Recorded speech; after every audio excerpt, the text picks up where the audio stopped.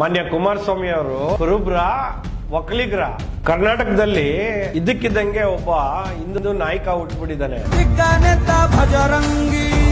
ಆತನ ಹಾರಾಟ ಇರ್ಬೋದು, ಚೀರಾಟ ಇರ್ಬೋದು, ನೋಡಕ್ಕೆ ಕಣ್ ಸಾಲದುಗುರು.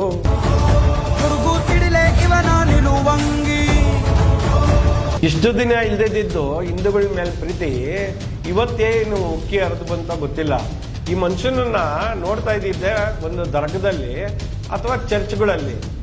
ಎಲೆಕ್ಷನ್ ಅಲ್ಲಿ ಗೆಲ್ಲೇಬೇಕು ಅಂತ ಇದ್ದಿದ್ರೆ ಮಾತ್ರ ಶೃಂಗೇರಿ ಶಾರದಾ ಪೀಠಕ್ಕೆ ಹೋಗಿ ಬರೋದು, ಇಲ್ಲಾಂದ್ರೆ ಆದಿಚುಂಚನಗಿರಿ ಬೆಟ್ಟದಲ್ಲಿ ಉಳ್ಳು ಸೇವೆ ಮಾಡೋದು. ಇನ್ನೊಂದು ಆಶ್ಚರ್ಯ ಅಂತಂದ್ರೆ, ನಾವು ನೀವು ಈ ಅಪ್ಪನ್ ನೋಡೋದು ಜಾಸ್ತಿ ಬ್ಯಾಂಕಾಕು, ಮಲೇಷಿಯಾ, ಸಿಂಗಾಪುರು ಇಂಥ ಜಾಗಗಳಲ್ಲಿ.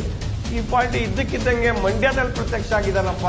ಸದನದಲ್ಲಿ ಹಿಂದೆ ಸಮ್ಮಿಶ್ರ ಸರ್ಕಾರ ಇದ್ದಾಗ ಯಡಿಯೂರಪ್ಪನವ್ರು ಅಪೋಸಿಷನ್ ಅಲ್ಲಿ ಇದ್ದಾಗ ಹೇಳಿದ್ರು, ಡಿ ಕೆ ಶಿವಕುಮಾರ್ ಅವರೇ ಒಂದ್ ಹೇಳ್ತೀನಿ ಬರ್ದಿಟ್ಕೊಳ್ಳಿ, ಈ ಅಪ್ಪ ಮಕ್ಕಳ ಜೊತೆ ಸೇರಿದ್ದೀರಾ, ನಿಮ್ಮನ್ನೇ ಮುಳುಗಿಸ್ತಾರೆ, ನಿಮ್ ಫಂಕ್ಷನ್ ಮುಳುಗಿಸ್ತಾರೆ ಅಂತ ಹೇಳಿ. ಶಿವಕುಮಾರ್ ಅವರೇ, ನಿಮ್ಮನ್ನ ಇನ್ನು ಕೆಲವೇ ತಿಂಗಳುಗಳಲ್ಲಿ ಕಾಂಗ್ರೆಸ್ ಅನ್ನುವಂತ ಹೆಸರನ್ನ ಇಲ್ಲದಂತೆ ಅಪ್ಪ ಮಕ್ಕಳು ಸೇರಿ ಮಾಡದೇ ಇದ್ದ ನನ್ನ ಯಡಿಯೂರಪ್ಪ ಅಂತ ನೀವು ಕರಿಬೇಡಿ. ನೋಡಿ, ಅದೇ ತರ ಒಂದ್ ಸ್ವಲ್ಪ ದಿವಸ ಆದ್ಮೇಲೆ ಅದೇ ರೀತಿ ಆಯ್ತು. 2006ನೇ ಇಸ್ವಿ 2020 ಸರ್ಕಾರದಲ್ಲಿ ಏನು ಇವರು ಅಧಿಕಾರಕ್ಕೆ ಬಂದ್ರು, ಅಪ್ಪ ಮಕ್ಕಳು ಚೆನ್ನಾಗಿ ಅಧಿಕಾರನ ಅನುಭವಿಸಿದ್ರು.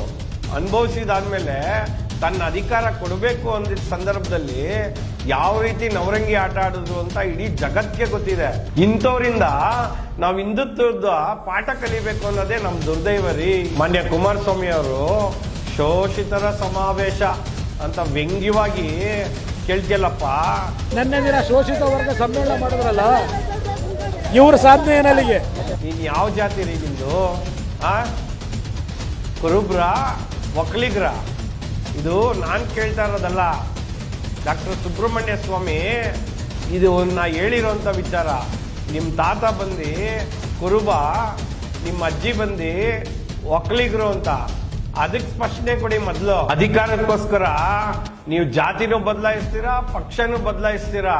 ಆದ್ರೆ ಸಿದ್ದರಾಮಯ್ಯನವರಾಗ್ಲಿ, ನಾವು ಶೋಷಿತ ಸಮುದಾಯದ ಒಕ್ಕೂಟದ ಸದಸ್ಯರುಗಳಾಗ್ಲಿ, ಈ ನಮ್ಮ ಎಲ್ಲ ಶೋಷಿತರ ಪರವಾಗಿ ಧ್ವನಿಯಾಗಿ ಅವ್ರಿಗೆ ಸಿಗಬೇಕಾದ ಹಕ್ಕುಗಳನ್ನ ಸಿಗೋದಕ್ಕೋಸ್ಕರ ಹೋರಾಟ ಮಾಡ್ತಾ ಇರೋದು.